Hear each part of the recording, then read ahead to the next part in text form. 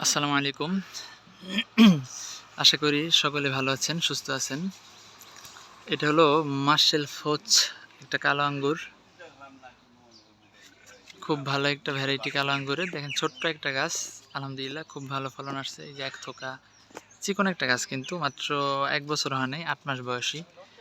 1 থোকা, 2 থোকা, 3 থোকা, তারপরে এখানে 4 থোকা, এখানে একটা আসছে এলো 5। দেখেন কিরকম কালার আসতেছে। তো এই যে এখানে একটা আসছে 6 থোকা। ছোট্ট গাছ হিসেবে আসলে ভালোই ফলন আসছে, খারাপ না। এই গাছটার টোটাল বয়স হয়তো 8 মাসের মতো হবে। 8 মাসের মতো বয়স হবে। তো এটা আসলে একটা না, এখানে আরেক থোকা আছে। এই যে টোটাল হলো আপনার 7 থোকা। এটা আসলে একটা বাণিজ্যিক ভ্যারাইটি, মনে রাখবেন। বাণিজ্যিক যে ভ্যারাইটিগুলো আছে ওগুলো কিন্তু খুব ভালো ফলন হবে যে কোনো জায়গায়, এবং ছাদ বাগান উপযোগী এই জাতটা। ছাদ বাগানে খুব ভালো ফলন হয়, এবং এই গাছটা এই জাতটা ছাদ বাগানে সবচেয়ে ভালো হবে, কারণ এই গাছটা গ্রোথ হয় স্লো মোশনে। অর্থাৎ গাছ একেবারে অল্প সময়ে খুব বেশি বড় হবে না, স্লো মোশনে আস্তে আস্তে আস্তে আস্তে আস্তে আস্তে বড় হবে। এই কারণে এটা ছাদ বাগান বা টব উপযোগী গাছ আর কি। তো আপনারা চোখ বন্ধ করে এই জাতটা কিন্তু আপনারা বাগানের জন্য সংগ্রহ করে নিতে পারেন। আমি এটার মূল যে ফলের ছবি আছে এটা কিন্তু আমি ভিডিওর মাঝখানে দিয়ে দেবো ইনশাল্লাহ। এটা হলো আপনার মানে আধা পাকা অবস্থায়, মাত্র কালার আসছে। এটা একেবারে পেকে ব্ল্যাক কালার হবে, যে আমাদের যে দেশীয় যে কালো জামগুলো আছে, ওই জামগুলো আসলে শেষ পর্যন্ত যেরকম কালার আসে সেম কিন্তু ওই কালার হবে।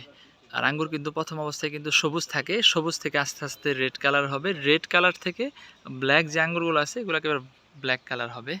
আর এই আঙ্গুরের স্বাদের কথা কি বলবো, এটার মিষ্টতা বা টিএসএস ব্রিক্স মান হলো আপনার 20 প্লাস। গত সিজনে আমার এখানে আসছিল। এটার ফলন দেখতেই পাচ্ছেন আপনারা, অল্প জায়গাতে অল্প মাটি থেকে এরকম ফলন।